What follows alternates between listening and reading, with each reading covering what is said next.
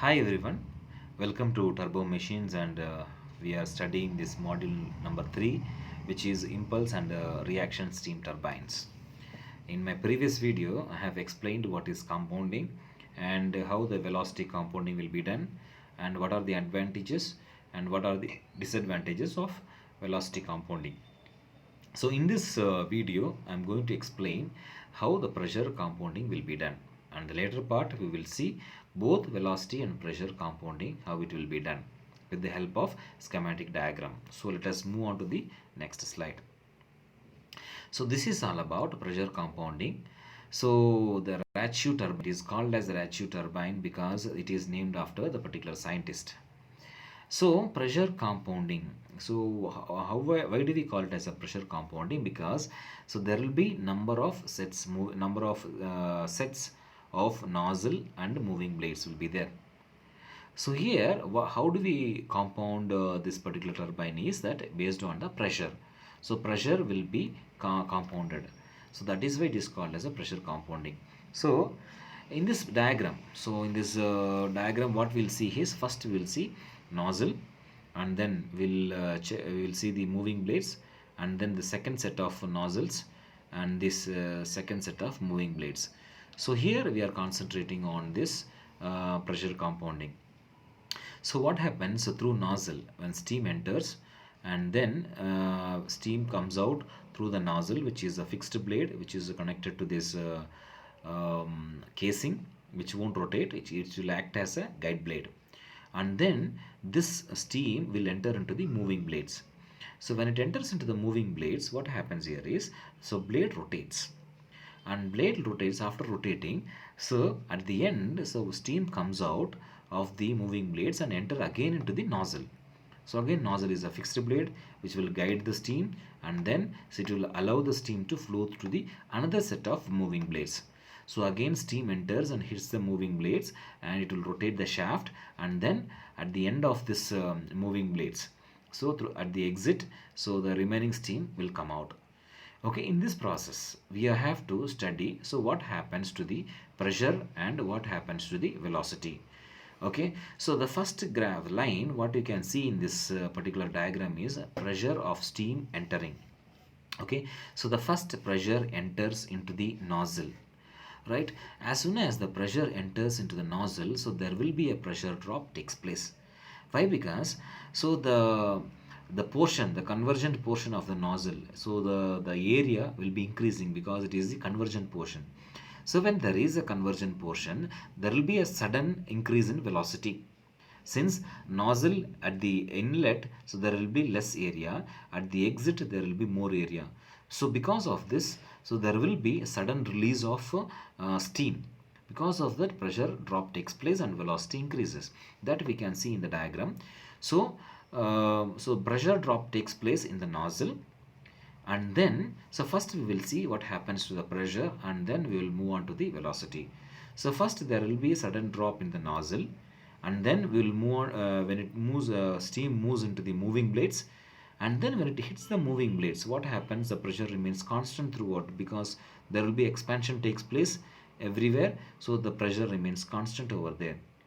And again this steam enters into the nozzle, and again there, because of the convergent portion, so there will be sudden fall of pressure, that is called the pressure drop takes place in the second set of nozzle, and then it enters into the moving blades.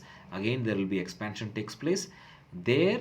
You can see so constant pressure throughout when it hits the turbine moving blades during the expansion process. At the exit, so what happens, the pressure of steam leaving, so we can see how much amount of pressure is leaving. So in the graph what we can see is so how the pressure is compounded in each and every stage of this particular turbine. So coming to this velocity, so first velocity of the steam entering, so velocity will be very less because there will be high pressure. When there is a high pressure, there will be less amount of velocity present. So when velocity with a small velocity or low velocity, when it enters into the nozzle, because of the sudden rise or there is a drop in the pressure, so the velocity increases in the nozzle. So that you can see in the dotted lines. So velocity, the dotted line, it increases. And then after hitting the moving blades, so in the moving blades, what happens? The velocity decreases where the pressure remains constant throughout.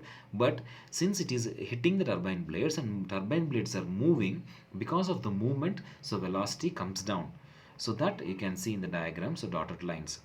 And again, so that same steam enters into the nozzle. So when the same steam enters into the nozzle, because of the convergent position, there will be a drop in the pressure. So suddenly there will be velocity increases. So that there is a rise in the velocity dotted line. And then again it enters into the moving blade. So once it enters the moving blade, so as like before, as I told in the before, so the velocity drop takes place, that is shown in the dotted line. So when it comes out, so what happens here is velocity of steam leaving will be higher than the velocity, pressure at exit. So this is what the pressure throughout pressure. So pressure is compounded from each and every stage. So first stage of nozzle and blades, stator and moving blades, that is fixed and moving blades, and the second stage of fixed and moving blades. So there will be gradual drop, pressure drops takes place. So that is why, so the pressure is compounded in this ratio turbine. So this is how the pressure compounding will takes place. So same thing that we can see here, what and all I have explained over there. So once again we will see. So this pressure compounding, number of fixed nozzles and a ring of moving blades, and then the pressure drop is done in number of stages. So throughout this pressure drop takes place. First stage, second stage, n number of stages will be there. So that much pressure drop takes place.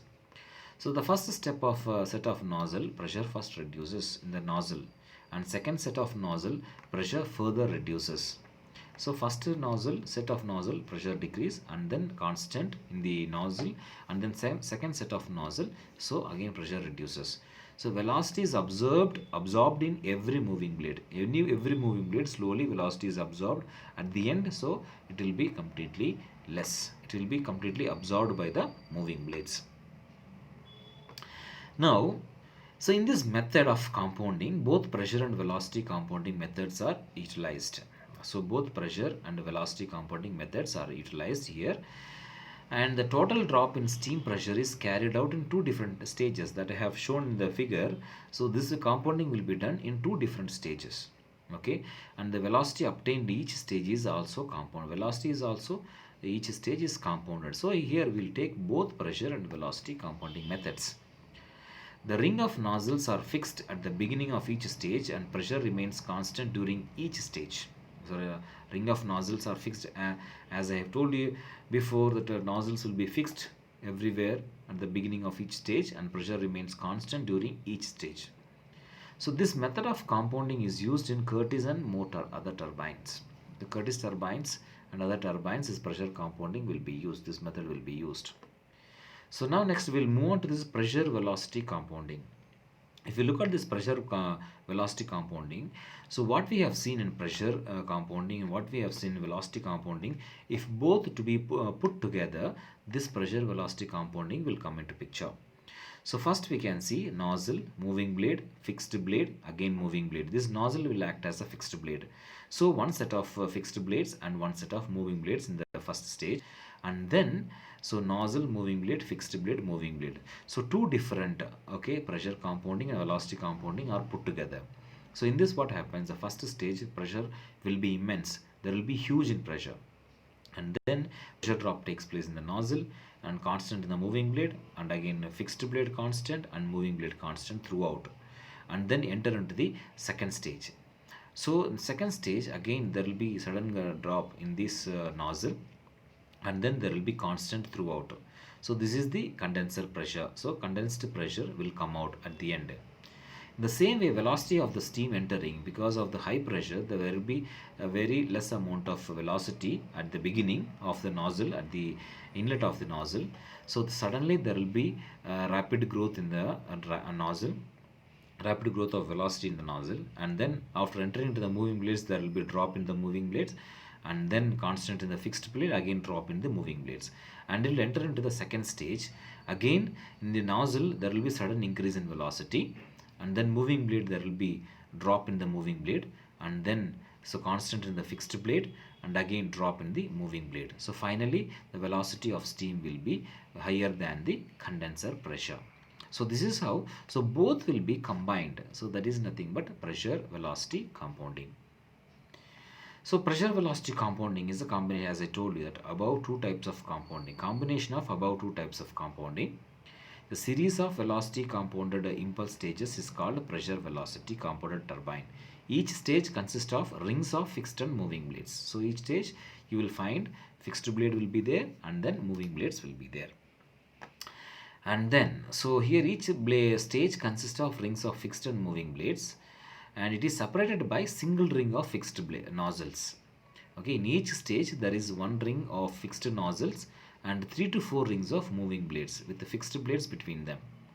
So each stage acts as velocity compounded impulse turbine. So this is all about the pressure velocity compounding. So in this what we have learnt is, so what is pressure compounding, so how it is done, and then so the graph, how to draw the graph of the pressure and velocity compounding, and then both pressure velocity compounding, the construction part, and how the graph is drawn. So by this we have understood how that velocity compounding will be done and how pressure compounding is done, and both the combination of pressure and velocity compounding is done. So we have seen in the previous video and this video, so we have understood so what is compounding, right? So thank you for watching this video, and we will start the other concepts in my next video.